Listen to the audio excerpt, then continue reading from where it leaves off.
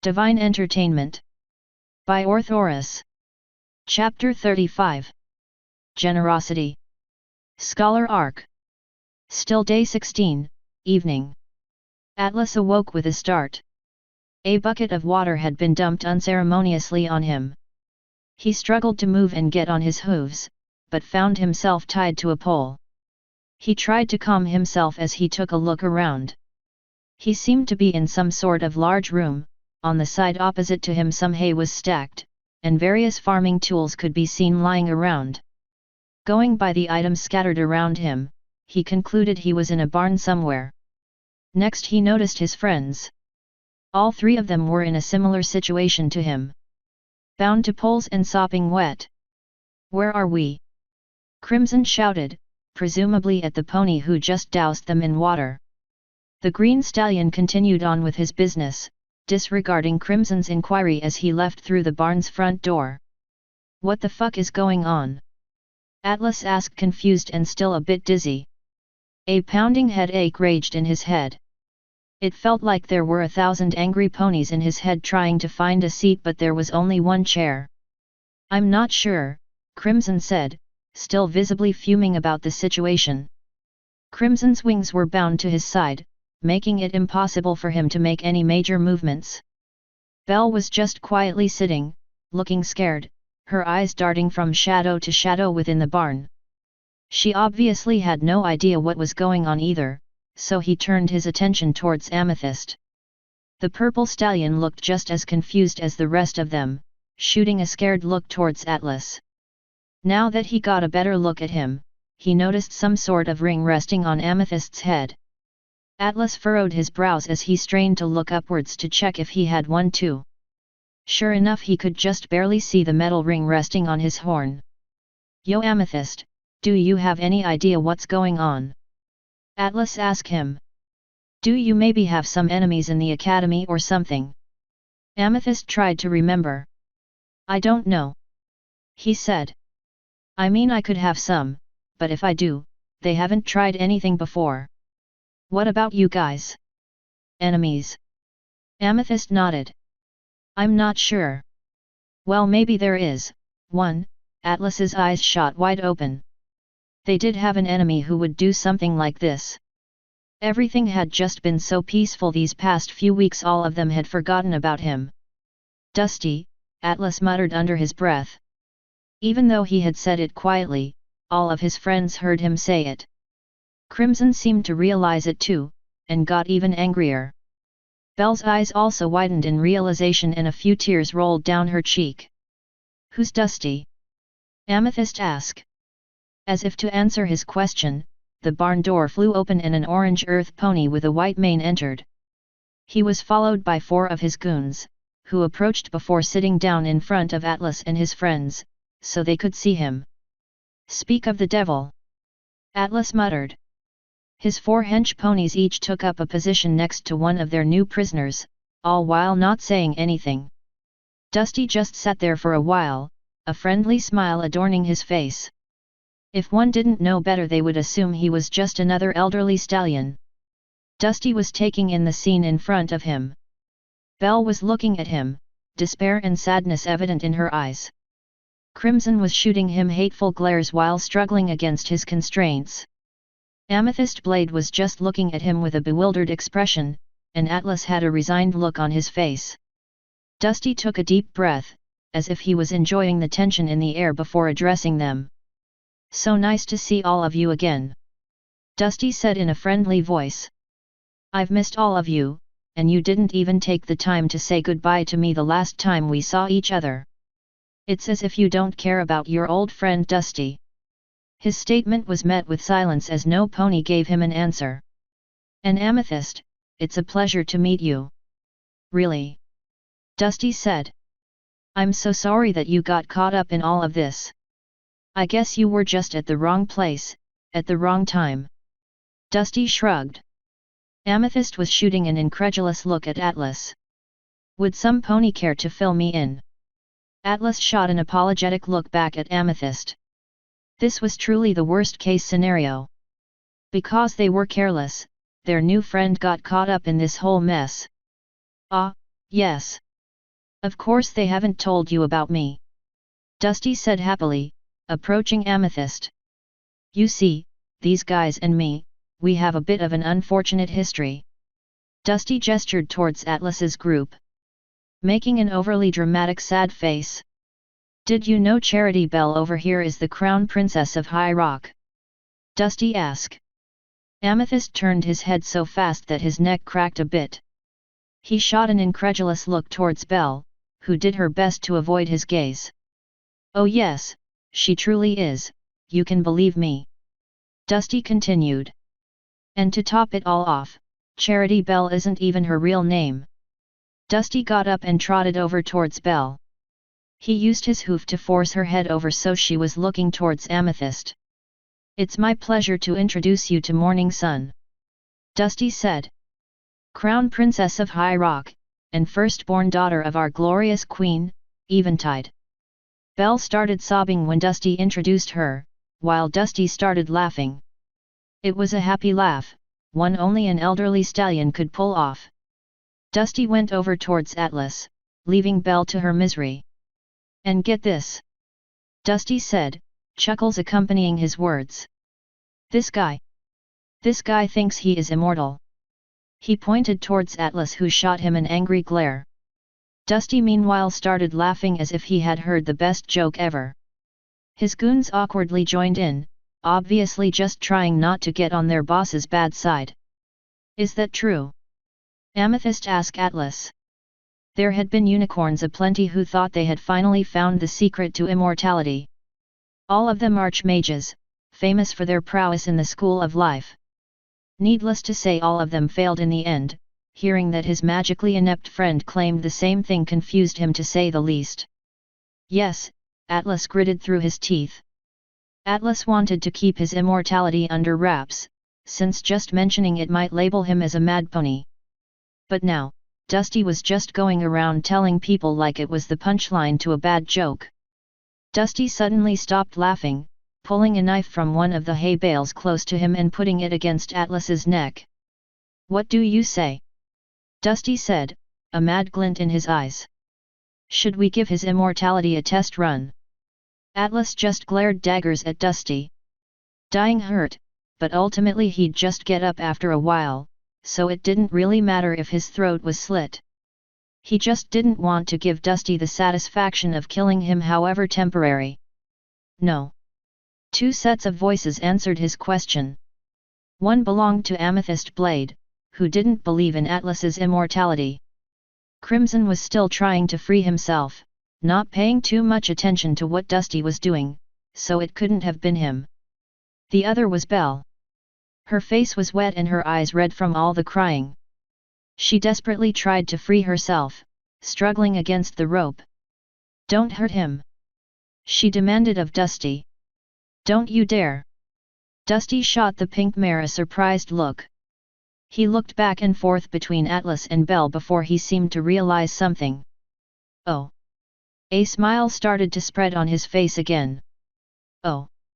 He repeated to himself, much more jubilantly this time. This is good! He muttered, pulling away the knife from Atlas's throat. I can use this! He mumbled to himself. A look of relief washed across Amethyst's face, as Dusty stepped away from Atlas and put the knife on a nearby table. Psst! Amethyst! Atlas whispered just loud enough for him to hear. Don't you have any spells to get us out of here? I already tried, but these rings on our horns seem to mess with our ability to channel magic somehow. Amethyst retorted with an annoyed look on his face. You guys do realize we're standing right next to you, right? The hench pony behind Atlas said. Amethyst and Atlas froze. They had paid so much attention to what Dusty was doing, that they both had completely forgotten about his friends. Hey boss! The hench pony said. They seem to have some questions about them rings on their horns. Dusty turned around looking disinterested. Yes, yes. Magic inhibitor rings, aren't they just a whole bunch of fun? He said in a neutral voice. Created by unicorn deserters no less. A look of betrayal flashed across Amethyst's face. This was extremely bad news for the kingdom's military, so he had all the more reason to escape this situation. This information had to reach the higher-ups. Amethyst began to frantically think about a way to escape. "Say, Belle my dearest, why don't we make a deal?" Dusty asked suddenly, apparently having finished his previous train of thought. "Never!" Belle shouted at him. "Why are you doing this? You were like a father to me." Belle was still crying, but she was also afraid and angry. A torrent of emotions raged within her, thousands of questions floated around in her head, right next to the burning desire to punch Dusty as hard as she could. "Oh, I assure you, you were like a daughter to me too once," Dusty said. "But, in the end this was never what I really wanted." What do you mean?" Belle asked incredulously. "I am an agent of Her Highness, but due to a mistake I made, I was placed in the slums as a spy," Dusty explained to her. "My job was to control the slums from the shadows, and quell any uprisings at the root." Dusty started walking back and forth in front of them, looking at the ground. "I did it for so long that I almost forgot who I was," he shouted angrily. "Until he came along." Dusty pointed towards Atlas, to every pony's surprise. "You carelessly revealed yourself to Atlas, and in turn, gave me a chance back into Her Highness's graces." Dusty resumed his pacing. "All I have to do, is bring the Queen your head and I'll regain my old post. It's really that simple. Of course I still had feelings for you, we lived and laughed together for over 10 years after all. I even gave you a whole day for a head start as a parting gift," he continued to explain. "One of my more foolhardy mistakes, if I do say so myself. It made tracking you all down just that much harder." Dusty spat on the ground in annoyance before he came to a stop in front of Belle. "Listen up," Dusty said, maintaining eye contact with Belle. "I know you. Your feelings are like an open book to me." Belle furrowed her eyes, wondering what Dusty was going for. "It's obvious that you have some feelings towards the black idiot over there." Dusty waved a hoof in Atlas's general direction. Atlas's heart skipped a beat at the revelation. Belle had grown on him quite a bit ever since they had met, and he'd be lying if he said he didn't have any feelings for her. But to think that she might feel the same way was exciting to him, regardless of the situation. Belle looked like a foal who got caught with her hoof in the cookie jar, confirming Dusty's words and causing him to grin. She slowly turned her head to look at Atlas, who was just staring at her with a slightly opened mouth expression. She looked away as soon as she saw his expression.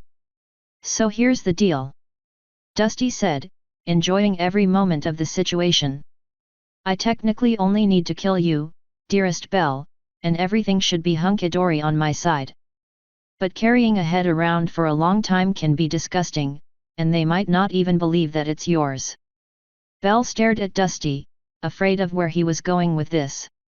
"I had planned to just take you back with me to make things easier, but I'm sure you'd give me all kinds of trouble on the way, you know," Dusty elaborated. "So what do you say? You come with me quietly, and I let the dork over there stay alive." Belle's train of thought derailed. Even Crimson, who'd been trying to free himself up until now, gave his efforts a momentary rest to gawk at Dusty in disbelief. Silence fell over the gathering, as his captive audience processed the offer that was just made. Belle was the first to break from her stupor, turning her head to look at Atlas again. Instead of looking baffled, this time he was violently shaking his head, telling her not to take the deal. Belle let her gaze wander over Amethyst and Crimson as well, until her eyes met back up with Dusty's. "Will you spare the other two as well?" Belle asked, much to the disbelief of everyone present. "I'm sure that could be arranged," Dusty said, sure of his victory at this point. "Then Belle started to say. "Don't you dare take this deal!" Atlas shouted suddenly. "You know damn well that nothing's going to happen to me. Don't do this, Belle." Amethyst turned his head in disbelief. Their captor just offered them a way out of this. Sure, Belle would be taken away, but the other three would get to live on, and Atlas just told her not to take the deal. He couldn't believe what was happening. No matter how delusioned Atlas was with his supposed immortality, this was going too far. But what about Crimson and Amethyst? Belle said while starting to tear up again. Aren't their lives important too? You go, girl. Amethyst thought, at least she was still rational in this situation. Atlas looked towards his other friends. He had momentarily forgotten about them and felt like shit for it. All he could think about was that he himself would be fine, even if Dusty offed him. He didn't even think about the fact that his friends would most definitely die if they were to be killed. I couldn't stand knowing that all of you had to die because of me. Belle said, her tears flowing freely now. Please, let me just do this. If I can save you three by giving up my life, there's no reason to not do it. Atlas was starting to tear up to now. Back in the cave where he resolved himself to accept his new life, he swore to protect his friends however he could, even if it meant temporarily dying for them. In his case it wouldn't be much, since he'd just pop back up again a day or so later. In Belle's case, she was about to make the ultimate sacrifice to save them. In my time as a homeless pony I have learned that every life matters. We shared everything with each other and no one is worth more than everyone else. And if I can give something of mine to help others survive, I'd do it in a heartbeat. Even if it is my life. Belle steeled her resolve as she cried out her feelings. Please just accept this as my final parting gift. Belle said before breaking down into a mess of sobs. No, Atlas whispered. This couldn't be happening. Atlas had worked so hard to get where he was, endured so many hardships on his way here. He had even saved Belle from certain death, and a life of poverty. Now, Dusty was about to void all of Atlas's efforts by taking away Belle. I'll take that as a yes then. Dusty interjected, untouched by the emotional moment. Untie her. The hench pony next to Belle cut through the ropes binding her, making her fall forward. She didn't make any effort to get up or move away from her current position, content with just laying there while sobs rocked her body. Atlas's thoughts raced at the speed of light, trying to come up with any solution to get out of this together. Why would Belle just throw away her life like this? He knew that Belle liked to share and was generally a very generous pony, it was what he loved about her after all. But going so far as to make her very existence a gift to be given, that was going too far. Sharing was important, he had learned that from when he almost starved back in High Rock. Even Atlas started to concentrate less on his earthly possessions after that, as he started caring more about the well-being of the group. Of course he would continue to do so when Belle eventually had to die, he had learned it from her after all. Atlas's eyes flashed a bright pink for a second and a wave of energy washed over him.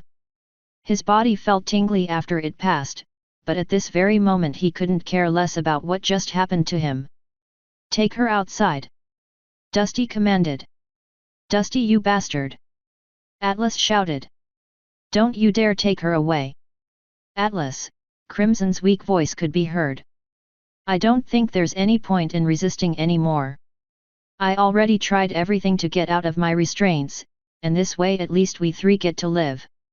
Atlas shot Crimson an incredulous look. Listen to your friend Alex, or Atlas, or whatever you call yourself nowadays. Dusty said while his hench pony picked up Belle and threw her over his back. Me and her have a deal. Shut the fuck up, Dusty. Atlas was starting to lose it. I will hunt you down for this.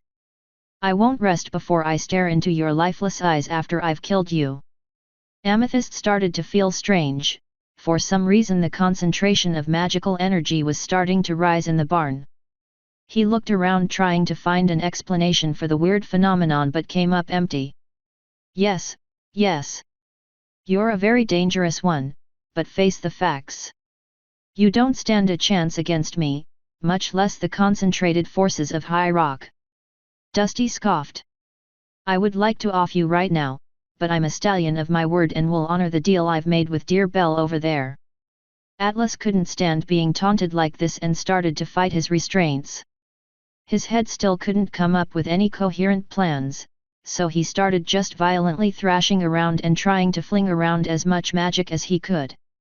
Due to the ring on his forehead, none of his attempts at flinging around raw magic worked, which made him even angrier. Amethyst looked towards Atlas, now seriously worried about his friend. The magical concentration was continuing to rise to the point where it physically affected Amethyst, and he could now pinpoint Atlas to be the source of it. He seemed to absorb a lot more mana than necessary, and due to the ring he couldn't release any of it. If nothing was done, Atlas might have a surge, and Amethyst really didn't want to see what happened to a surging unicorn with a magic inhibitor ring on his horn. Atlas? It may be a good idea to stop now, Amethyst said in a worried tone of voice. You might seriously hurt yourself if you keep this up. Your friend is right. Rope burn can sting really bad, you know. Dusty added with a chuckle. Keep them here for about 2 days and throw them out after, wouldn't want them to follow us. Yes, sir. The remaining 3 stallions answered him with a salute. Well then, we'll be going now, have fun. Dusty turned around to leave, his hench pony with Belle on his back close behind him. Atlas's rage was starting to reach a tipping point. The gods had taken away so much from him, and now that he finally started to live a semi-normal life again, Dusty had come back and was about to take that away from him too. He started thrashing around even more violently than before, trying desperately to escape his confines. In his desperate attempts to free himself, he remembered his lessons with Blazing Inferno over the last 3 days. According to Dusty, the ring only blocked channeling through the horn. Even though Atlas still hadn't mastered the stamina boost spell, he was able to move around the mana within his body, just not in the correct way. So instead of thrashing his real body around, he started focusing on moving around the mana within himself. At first he was almost overwhelmed by the vast amounts of mana present within himself, but he did it anyway. There was no rhyme or reason to what he did, he just started moving it around in random patterns until hopefully something happened. Looks like your little girlfriend is in trouble, someone said. We have made some progress. Alright, looks like I'll be able to help you out for a bit. Atlas didn't pay much attention to whoever was talking, redoubling his efforts at making something happen. Amethyst was worried about what was happening to his friend, the mana flow around them was getting worse by the second. Atlas stopped thrashing around a few seconds ago, which for some reason made everything even worse. Sweat was collecting on Amethyst's brow as he tried to think of some way to get Atlas to stop. Talking obviously didn't work, so there had to be something else he could do. Hey, you over there! He shouted at the hench pony next to Atlas. Stop looking at him like this is a joke. You need to knock him out or something bad could happen. It was cruel, but right now this was the only chance they had at stopping Atlas from doing something stupid. The smile on the earth pony's face vanished when he heard how scared Amethyst sounded, and he decided to follow his advice, moving in to knock Atlas out before it was too late. A loud crack resounded through the barn, causing every pony within it to stop whatever they were doing. The hench pony stopped in his tracks, a look of dread on his face, his eyes focused on Atlas's horn. Dusty, who was about to step outside, turned around to see what the commotion was about. The scene caused a confused look on his face. What's going on? Dusty threw the question into the room, waiting for anybody to pick it up. A second, even louder crack could be heard, providing an answer to Dusty's question. The ring on Atlas's horn had broken, and was currently falling to the ground in 2 pieces. Amethyst's eyes widened as he watched his friend literally grow bigger. Atlas's eyes were glowing a pure white as his mane started to flow in the magical energies wafting around him. The ropes binding him couldn't take the stress and snapped. The hench pony who stood next to Atlas was slapped across the face by it and got knocked out cold. Every pony stared on in disbelief as Atlas finished his transformation, now standing a good head taller than all of them. Belle, who was still lying on the hench pony's back, raised her head to see what was going on, not able to believe what she saw. Atlas stood there, violent winds thrashing about him. His eyes were glowing a bright white, and even though she couldn't see his pupils, she knew they were fixated on Dusty. His mane had grown longer and became more ethereal. It still kept its white color, but looked more like the surface of the moon, since craters could be seen like they were looking through a telescope. "We can talk about this?" "Right." Dusty suddenly. "Come on, Atlas, it was just a prank." Sweat started to collect on Dusty's forehead. He was proud to say that there were only 3 times in his long life where he was scared, but looking at Atlas as he was now almost made him wet himself.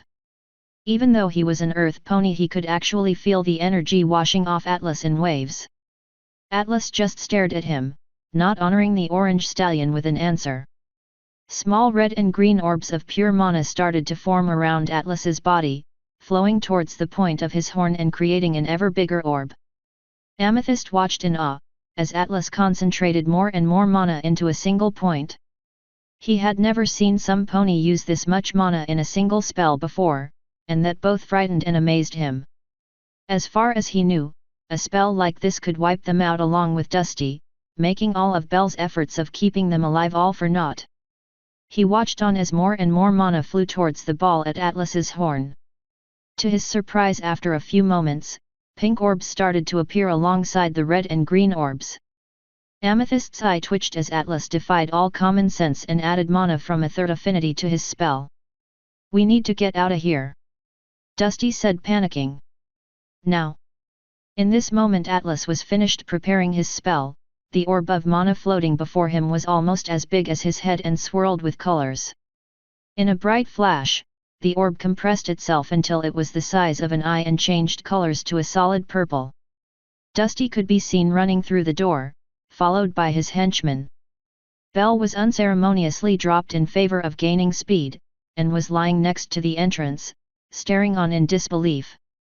A loud bang resounded and the ball vanished from sight. A violent wind signaled its high-speed departure. Dusty was hit by the ball and his body was brutally jerked along with it. The high-speed impact killed him immediately, but for some reason he was carried along instead of the ball shooting clean through him. His 4 hench ponies were thrown to the side by the gust of wind following Atlas's spell, lying motionless where they landed. Dusty was carried along until they could barely see him on the horizon, until a blinding explosion of light obscured their vision. A huge tremor could be felt, rocking the whole barn. The poles holding Crimson and Amethyst were shaken enough to break, which allowed them to finally free themselves. Shortly after, massive amounts of dust and dirt was blown into the barn, causing the occupants to cough. The sediment in the air was thick enough that they lost their ability to see further than 2 feet in front of them.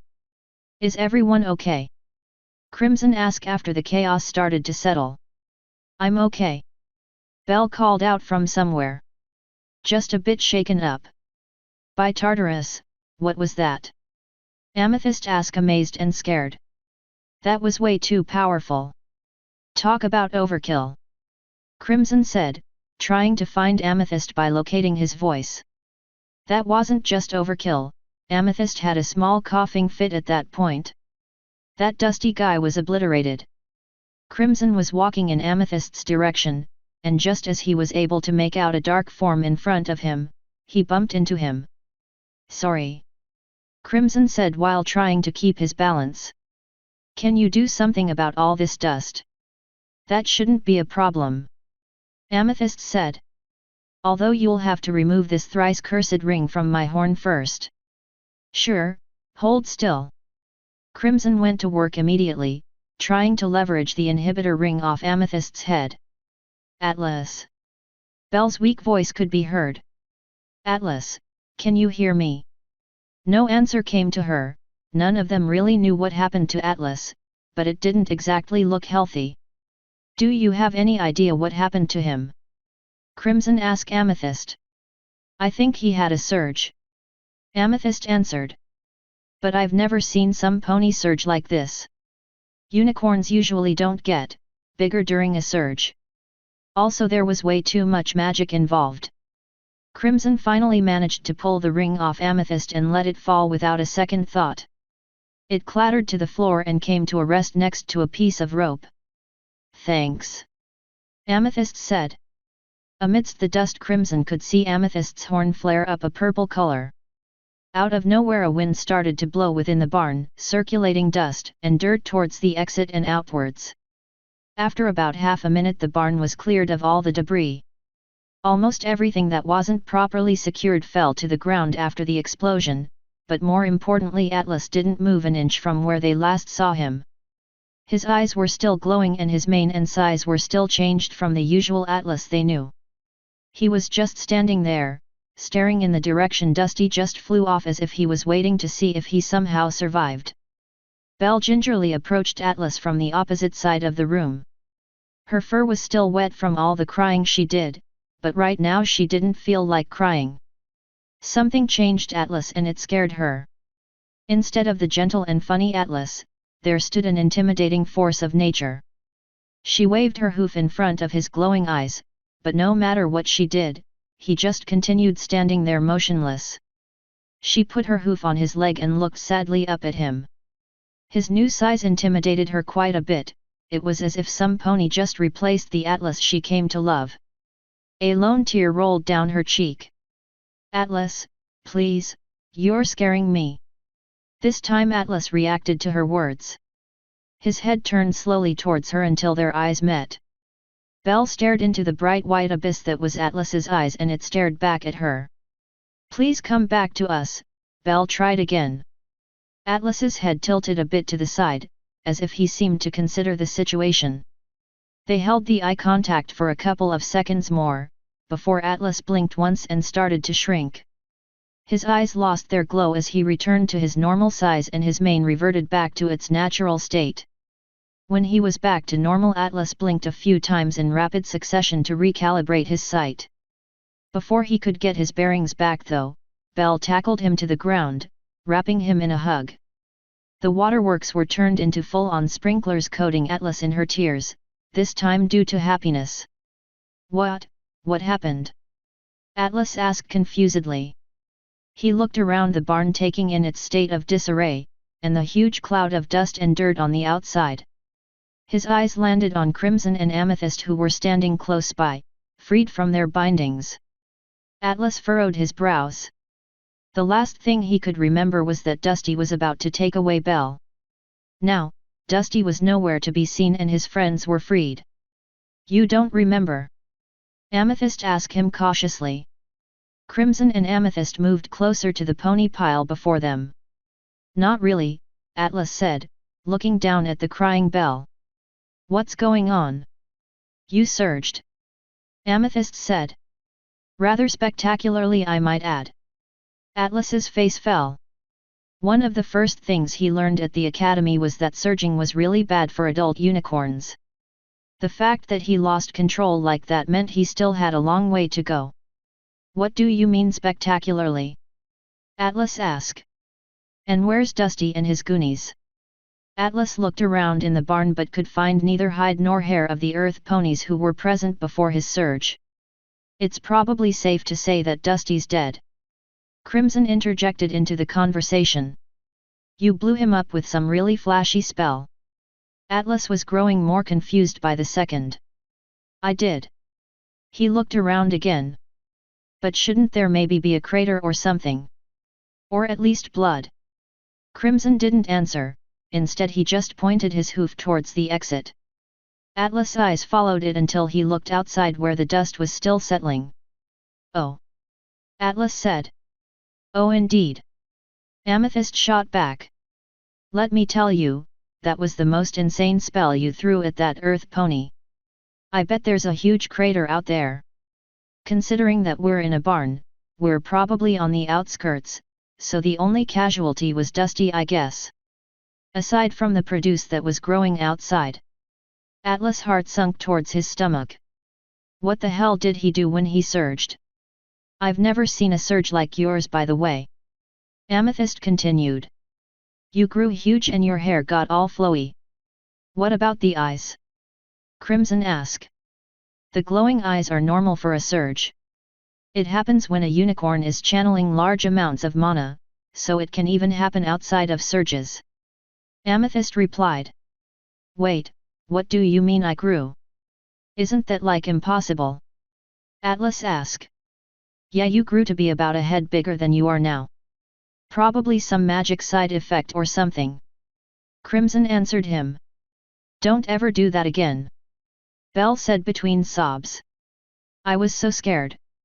Belle, Atlas tried to get a word in. I was so scared you turned into some kind of monster. Belle cut him off immediately. I thought I had lost you. Just after you saved me too. Belle. It was so hard for me to make the decision to go with Dusty. But it was the only way to save you guys, so I had to. Belle's feelings were just gushing out of her as she was hugging Atlas like her life depended on it. But my biggest regret would have been that I was never able to tell you how I felt about you. I love you, Atlas. I loved you for a long time now, so please never do something like this again. Belle devolved into a sobbing mess when she finally laid all her feelings out into the open. A turmoil of different emotions raged within her, but in the end she was just happy that all of them were still alive and unhurt. Atlas just laid there motionless, mouth slightly agape again. He looked towards Crimson and Amethyst for help, but they didn't make any moves to help him, making it his own problem. He remembered that Dusty said something along the lines of Belle being in love with him, but at the time he thought it might just be a tactic to get to her. Now that he heard it from her own mouth, there was no doubt about it any longer. Belle was in love with him. Atlas had some feelings for Belle too, as they were slowly but steadily growing ever since he and Crimson accepted her into their group. Somewhere around when he realized that Belle would be taken away from him forever, he also realized that he was in love too. He had to do something, anything to keep her at his side. Apparently his feelings were even strong enough to make him surge. Atlas let his mind settle, until only one clear thought remained. He wrapped his hooves around the shaking Belle until he held her securely against his chest. His head came to a rest atop her head and he closed his eyes. I love you too, Belle. Author's note. Well, this certainly happened, happy face, hope you enjoyed my longest chapter yet. Even with it being so long, I still feel like I didn't do it justice, like I could have done more. But still, overall I'm quite happy with how it turned out. Laughing face. I drew from all my creative juices and named this transformation of his Atlas mode. Don't worry, this was just sort of a one-off ability. Though it might return in some capacity at a later point in the story. Hope you had a good read, and feel free to comment. I hope the whole Belle thing didn't come as too much of a surprise, since I tried to drop some hints in the past few chapters. Also, I don't think I'm that good at writing emotional scenes, but I tried my best. Laughing face. Also, there is a version of this chapter you'll never see that contains the word nutsack quite often. Happy face. Also, there's a sexual innuendo hidden in this chapter. To spot it you have to be at least as stupid as Ambrose, wink with tongue sticking out. Once again, thanks to my editor Ambrose and my proofreader Kilobytes for a job well done. Today's chapter was brought to you by this song. Have I used this one before? I can't remember. End author's note.